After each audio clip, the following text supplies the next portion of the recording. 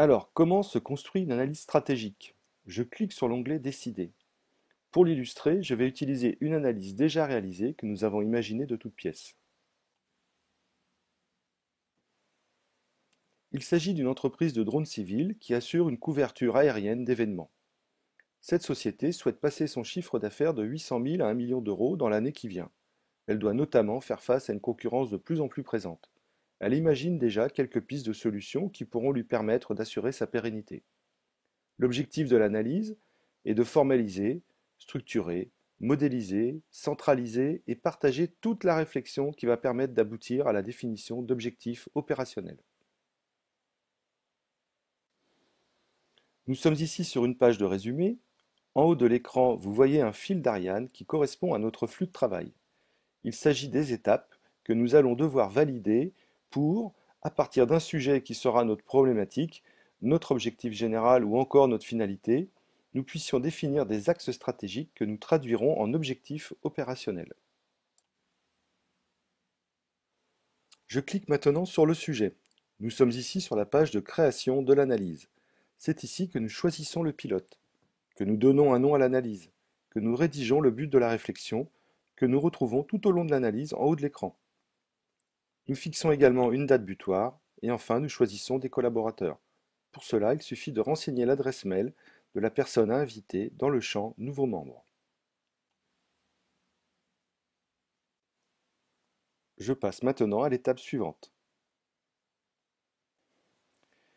Nous sommes ici dans l'étape des faits. Elle consiste à récolter les informations nécessaires à la réflexion. Chaque collaborateur saisit des faits qui vont enrichir, illustrer, faire avancer la réflexion vers la définition des objectifs. Ces faits sont qualifiés pour permettre leur classement par la suite.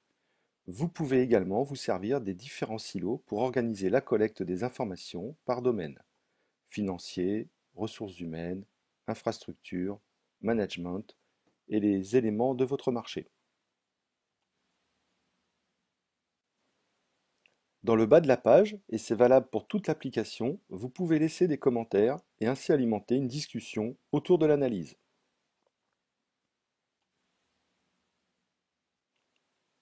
Nous pouvons maintenant passer à l'étape suivante.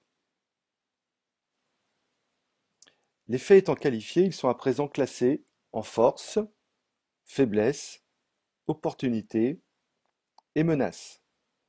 Leur grand nombre ne nous facilite pas leur analyse. Nous allons ici pouvoir les regrouper. Pour créer un groupe, c'est très simple. Cliquez sur un fait, faites-le glisser jusqu'au groupe vide, puis relâchez. Cliquez une fois sur titre, donnez un nom au groupe, cliquez n'importe où dans l'écran. Voilà, le groupe est créé. Il peut rester des faits qui n'appartiennent à aucun groupe. Vous pouvez malgré cela continuer l'analyse. L'idée est de ne rien jeter, tout peut servir, en reprenant l'analyse plus tard par exemple. Voilà, vous avez créé tous vos groupes de faits en force, faiblesse, opportunité et menace. Vous pouvez à présent passer à l'étape suivante. Nous voici dans la phase des solutions. Nous allons construire chaque solution en croisant un groupe de faits dit externe, opportunité ou menace, avec un groupe de faits dit interne, force ou faiblesse. Comment construire une solution? Cliquez sur un groupe de menaces par exemple. Voilà, je prends celui-ci. Puis associez-le à une force ou une faiblesse. Tiens, je vais prendre celui-là. Il vous reste à rédiger la solution résultante de ce croisement, et pour vous y aider, vous avez accès aux faits qui composent les groupes.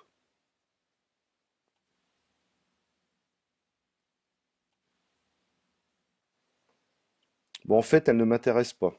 Elle est poubelle. Et ainsi de suite. Dans notre exemple, nous nous sommes limités à 11 solutions imaginées. Il y a en fait autant de solutions possibles qu'il y a de croisements. La question est ensuite, lesquelles choisir?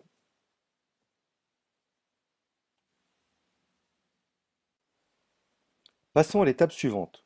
Nous retrouvons les solutions classées par type. Il suffit, après réflexion et moult débats, de cocher les solutions retenues qui seront ensuite mises en œuvre. Là encore, nous avons accès à toute l'information.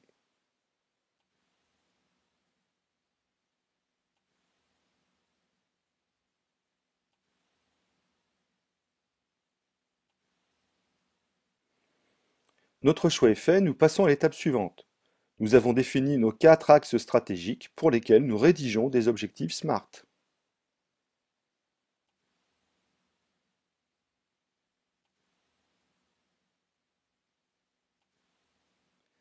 Passons à la validation de la dernière étape. La boucle est bouclée. Vous pouvez également éditer des rapports.